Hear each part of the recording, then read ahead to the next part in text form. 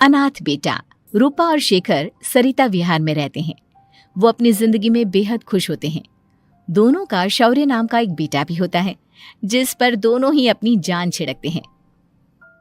शेखर, अब तो आप शौर्य को अपनी गोद से नीचे उतार दीजिए, उसके सोने का टाइम हो रहा है। नहीं रूपा, इसे मेरे पास ही रहने दो प्लीज। मैं थोड़ी देर में इसे बिस्तर में सुला दूंगा। लेकिन कल सुबह आपकी ऑफिस में मीटिंग भी तो है ना, और इसके लिए आपको कल जल्दी भी तो निकलना होगा। जाइए, आप भी जाकर सो जाइए। क्या यार, अभी तो मेरी गोद में आया था मेरा बेटा और तुम उसे लेकर जा रही हो। बाद में कर लेना अपने बेटे से प्यार, अभी जाकर सो जाइए। रूपा शेखर से शौर्य को ले रही होती है कि तभी शौर्य रोने लगता है। शौर्य को रोता देखकर रूपा उसे फिर से शेखर को थमा देती है। आपका बेटा ना एक नंबर का नौटंकी है, बिल्कुल आप पर गया है वो। साफ बोलो ना, तुम्हें जलन होती है हम दोनों बाप बेटे का प्यार देखकर। पहले बड़ा तो होने दो तुम शौर्य को, फिर देखना वो सबसे ज्यादा मुझे ही प्यार करेगा। देखते हैं। ऐसे ही दिन बीतते चले जाते हैं और एक दिन कैंसर की बीमारी के चलते रूपा की मौत हो जाती है। अब शौर्य 3 साल का हो चुका होता है, जिसके कारण उसकी दादी शेखर पर दूसरी शादी का दबाव बनाने लगती है। शेखर, शौर्य अभी बहुत छोटा है और उसे इस समय एक माँ के प्यार की बहुत जरूरत है।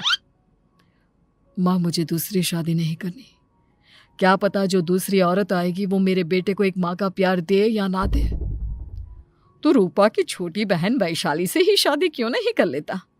वो तो शौर्य को एक माँ का प्यार पूरा दे सकती है ना। मैंने कहा ना माँ, मुझे दूसरी शादी नहीं करनी, और अपनी ही पत्नी के बहन से तो हरगिज नहीं। ऊपर से अगर रूपा देख रही होगी तो वो क्या सोचेगी? अपने लिए ना सही, लेकिन तुझे शौर्य के लिए तो शादी करनी ही पड़ेगी ना बेटा।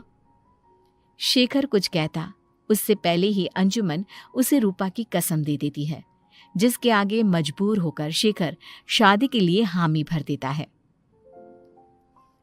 देखो वैशाली, मैंने तुमसे शादी सिर्फ अपने बच्चे के लिए की है। मैं चाहता हूं कि तुम उसे एक माँ का भरपूर प्यार दो। शौर्य, आपके साथ साथ मेरा भी कुछ लगता है। अगर आप मुझसे शादी नहीं भी करते तब भी मेरा प्यार शौर्य के लिए कभी कम या ज्यादा नहीं होता। शादी के कुछ दिनों बाद ही शेखर की माँ की भी मौत हो जाती है। वैशाली शौर्य को एक माँ से भी बढ़कर प्यार देती है। शौर्य को लेकर वैशाली का यूं निस्वार्थ प्यार देखकर शेखर को भी उससे प्यार हो जाता है और कुछ सालों बाद शेखर और वैशाली का भी लड़का हो जाता है। लेकिन इसके बाद वैशाली का शौर्य को लेकर बर्ताव बदलने लगता है। वैशाली, मैं देख रहा हूं तुम आजकल शौर्य का जरा भी ध्यान नहीं रख रही हो। मुझे पता नहीं था कि आदित्य के होने के बाद तुम इतना बदल जाओगी। आदित्य मेरा अपना सगा खून है और शौर्य दीदी का, फिर मैं दोनों में अंतर कैसे नहीं करूं? माँ भले ही दोनों की अलग अलग है, लेकिन पिता तो एक है ना। अगर मुझे पहले पता होता कि तुम इतनी जल्दी बदल जाओगी तो मैं कभी तुमसे शादी ही नहीं करता। हाँ, तो किसने कहा था आपसे मुझसे शादी करने के लिए? मैं थोड़ी ना आई थी आपके पास, आपकी माँ ही आई थी मेरे घर आपका रिश्ता लेकर। वैशाली, मुझे तुमसे ऐसी उम्मीद नहीं थी। गुस्से में शेखर अपना पैर पटकता हुआ शौर्य को वहां से लेकर चला जाता है। पापा, मम्मा मुझसे प्यार क्यों नहीं करती? क्या मैं उनका सगा बेटा नहीं हूँ इसलिए मुझसे प्यार नहीं करती? मम्मा नहीं करती तो क्या हुआ बेटा, पापा तो करते हैं ना आपसे प्यार। कुछ दिनों के बाद, आज तुझे खाना पीना कुछ नहीं मिलेगा, चल चुपचाप से अपने रूम में जाकर सो जा। माँ, अब भाई को खाना क्यों नहीं दे रही हो? बेटा तू आराम से खाना खा, इस नालायक की चिंता मत कर। एक दिन खाना नहीं खाएगा तो मर नहीं जाएगा ये। अगर भैया नहीं खाएंगे तो मैं भी नहीं खाऊंगा। तू अपने भाई का भक्त क्यों बन रहा है? ये तेरा सौतेला भाई है, सगा नहीं जो तू लक्ष्मण बन रहा है। माँ, आपको इतना भी नहीं मालूम? श्री राम और लक्ष्मण सगे भाई नहीं थे। श्री राम माता कौशल्या और लक्ष्मण माता सुमित्रा की कोख से जन्मे थे। दोनों के सिर्फ पिता एक थे लेकिन माँ अलग थी।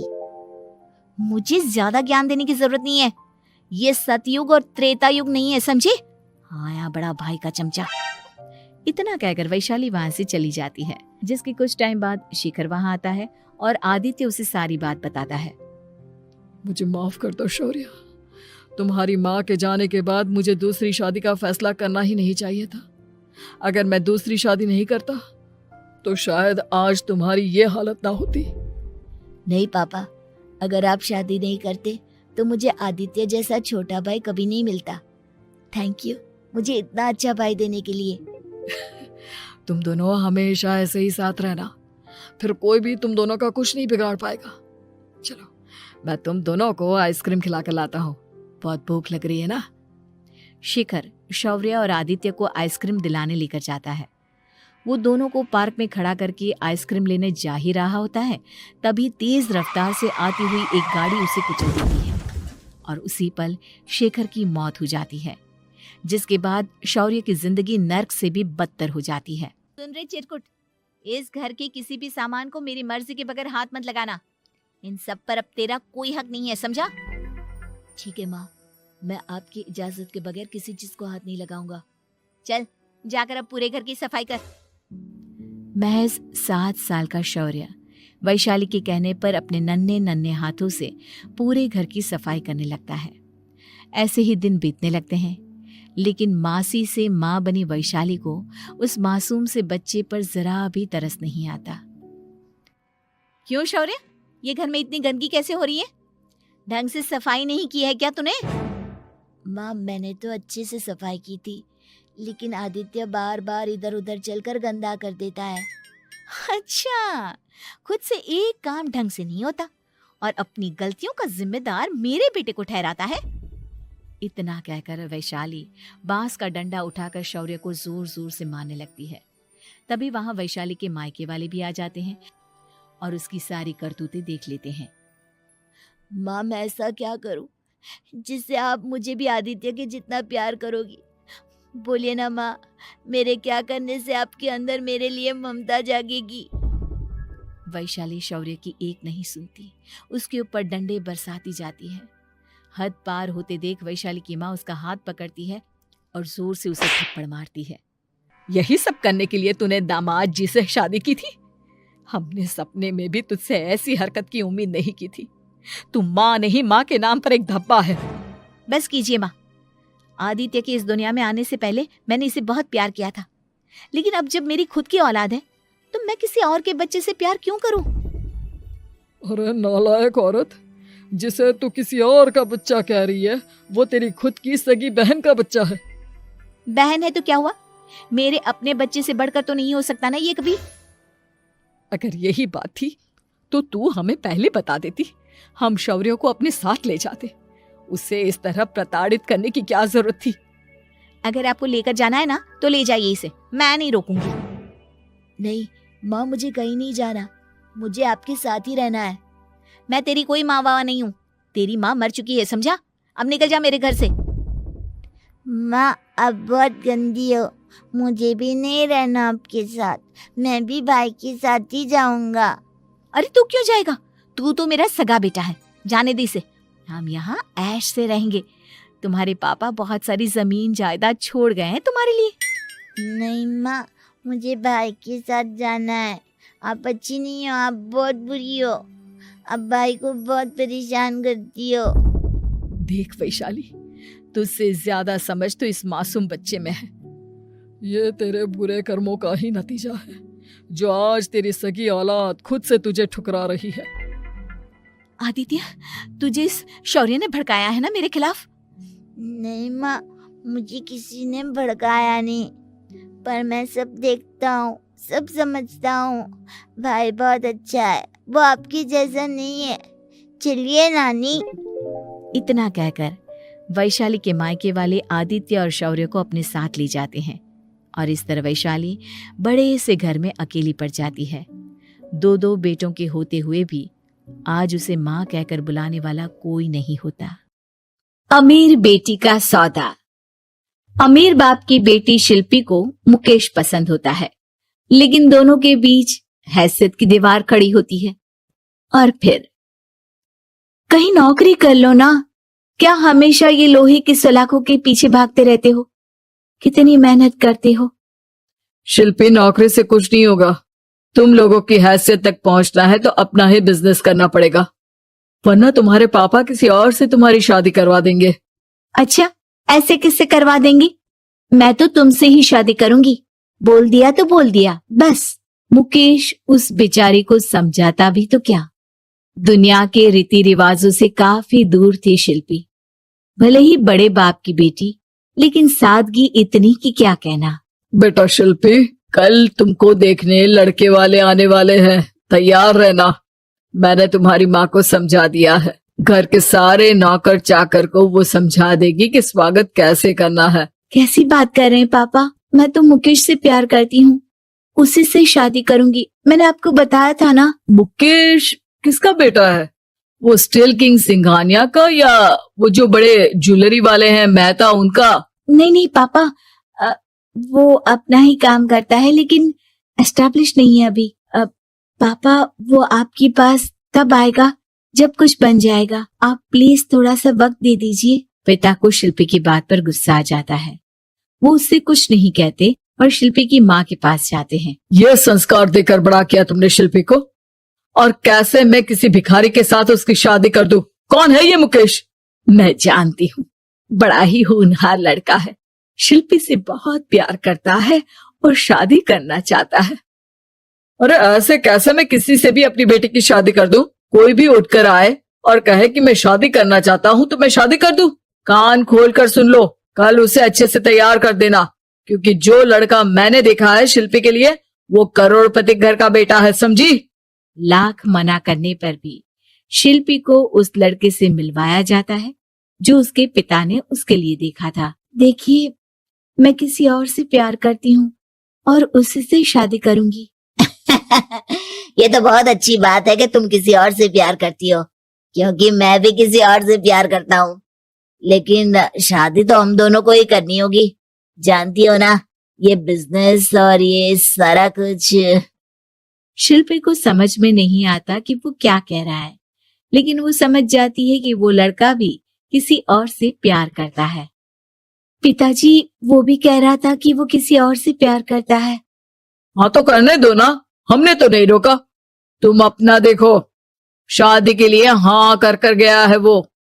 लेकिन क्यों? अरे वो और मैं दोनों ही एक दूसरे से प्यार नहीं करते, फिर शादी क्यों कर ले? पापा, एक बार सिर्फ मेरे कहने पर आप मुकेश से मिल ले। पिता शिल्पी के कहने पर फॉर्मेलिटी के लिए ही सही, लेकिन मुकेश को घर बुला लेते हैं। देखो, ज्यादा वक्त नहीं दे पाऊंगा। ये बताओ कि शादी के बाद कहाँ रखोगे उसे? 2 कमरे के मकान में? नहीं सर, मैंने 2 साल के बाद का सारा प्लान कर लिया है। मैंने आयरन इंडस्ट्री खड़ी करने के लिए पूरा ब्लूप्रिंट तैयार किया है। मेरी खुद की जगह है दादाजी की, बस थोड़ा फंड का अरेंजमेंट हो जाता तो काम शुरू कर देता। अच्छा, मतलब तुम यहाँ फंड रेज करने आए हो? मुकेश समझ जाता है कि उसके पिता शिल्पी की शादी उससे कराने के मूड में नहीं है। फंड आप कभी दे भी नहीं पाएंगे मुझे तो सिर्फ शिल्पी चाहिए। मैं उसके बिना नहीं रह सकता सर, मैं उसे बहुत खुश रखूंगा। वो तो हर पति का धर्म होता है। वो तो मैं किसी से भी उसकी शादी करा दूं, वो उसे खुशी रखेगा। लेकिन देखो, मैं ज्यादा बात को घुमाना नहीं चाहता। वो बड़े घर की लड़की है, उसे काम काज की आदत नहीं। अभी वो समझ नहीं रही, लेकिन तुम तो समझो, मैं किसी भी हालत में शिल्पी की शादी तुमसे नहीं करवा सकता। मुकेश पिता से लाख मन्नतें करता है, लेकिन वो नहीं मानते। शिल्पी की शादी उस अमीर लड़के से हो जाती है। शादी के बाद क्या हम लोग मेरी माँ के घर चले? मुझे उन लोगों की बहुत याद आ रही है। हाँ हाँ, जाओ जाओ। वैसे भी आज मैं अपनी गर्लफ्रेंड के साथ मसूरी जा रहा हूँ, तुम जा सकती हो। कैसी बात कर रहे हैं? अब हम लोगों की शादी हो गई है, आप कैसे किसी और लड़की के साथ जा सकते हैं? अरे मैंने तो तुम्हें शादी के पहले ही बता दिया था कि मेरी कुछ गर्लफ्रेंड्स है। अब प्लीज ये टिपिकल बीवी वाला रोना धोना शुरू मत कर देना। शिल्पी पिता के घर जाती है और माता पिता को सारी बात बता देती है। इतना गंदा इंसान निकलेगा, मैंने तो सोचा ही नहीं था। अरे क्यों कराई मेरी फूल जैसी बेटी की शादी ऐसे घर में? और तो क्या हो गया, शुरू में हर घर में ऐसा होता है, धीरे धीरे ठीक हो जाएगा। और वैसे भी उन लोगों के साथ हम लोगों की एक बड़ी डील फाइनल हुई है, समझी? उन लोगों से रिश्ता बनाकर रखो, तभी पैसों की बारिश होगी। पापा, अब समझ में आया कि आपने मेरे साथ ऐसा क्यों किया। मुकेश आपके सामने गिड़गिड़ा कर गया कि वो मुझे बहुत खुश रखेगा, लेकिन आपने मेरी शादी एक ऐसे लड़के से करा दी जो किसी और लड़की से प्यार करता है और शादी सिर्फ समझौते के लिए कर रहा है। पापा, मैं जा रही हूँ, लेकिन इस घर में कभी पैर भी नहीं रखूंगी। आपने मुझे सामान की तरह इस्तेमाल किया। माँ शिल्पी को बहुत रोकती है, लेकिन वो एक नहीं सुनती। कुछ समय बाद, शिल्पी, मुझे नहीं लग रहा कि अब हम दोनों के बीच ये शादी और रह पाएगी। मैं किसी और से शादी करना चाहता हूँ। वैसे तुम परेशान मत हो ना, तुम्हारे पापा के साथ हम लोगों की डील जो चल रही है ना, वो नहीं रुकेगी, क्योंकि तुम बहुत अच्छी लड़की हो। ठीक है, मैं जा रही हूँ तलाक के पेपर में साइन करके, लेकिन एक शर्त है, मैं कहाँ गई ये बात मेरे पिता तक नहीं पहुंचनी चाहिए। शिल्पी घर छोड़कर चली जाती है। वो एक नौकरी करती है और अपना जीवन खुद संभालती है, लेकिन एक दिन, शिल्पी जी, आपसे मालिक मिलना चाहते हैं। मुझसे क्यों? शिल्पी मालिक के कमरे में जाती है, जहां सामने मुकेश होता है। अरे आपको देखकर बहुत खुशी हुई, बहुत बड़े आदमी बन गए। थैंक्स, पर तुम्हें नौकरी करने की क्या जरूरत पड़ गई? मैंने तो सोचा भी नहीं था कि तुम मेरी शिल्पी होगी। तभी वहां शिल्पी के पिता आ जाते हैं। शिल्पी, तुम्हारे बारे में माँ से पता चला। घर चलो बेटा, मुझे माफ कर दो। मुकेश, मैं यहाँ अपनी कंपनी के काम के लिए आया हूँ। तुम्हारी कंपनी की डील अगर हमें नहीं मिली तो हम बर्बाद हो जाएंगे। वैसे अब तुम चाहो तो शिल्पी की शादी मैं तुमसे कराने को तैयार हूँ। बस करिए पापा, ये क्या सौदा लगा रखा है आपने? जिस कंपनी से आपकी डील हो, अपनी बेटी की शादी उसी के घर करा देते हैं। शिल्पी मुकेश से माफी मांगती है और वहां से जाने लगती है कि मुकेश उसे रोक लेता है। रुको शिल्पी, ये सब कुछ तुम्हारे लिए है। ये कंपनी, ये नाम सिर्फ तुमसे शादी करने के लिए ही खड़ा किया था। मैं आज भी तुमसे बहुत प्यार करता हूँ।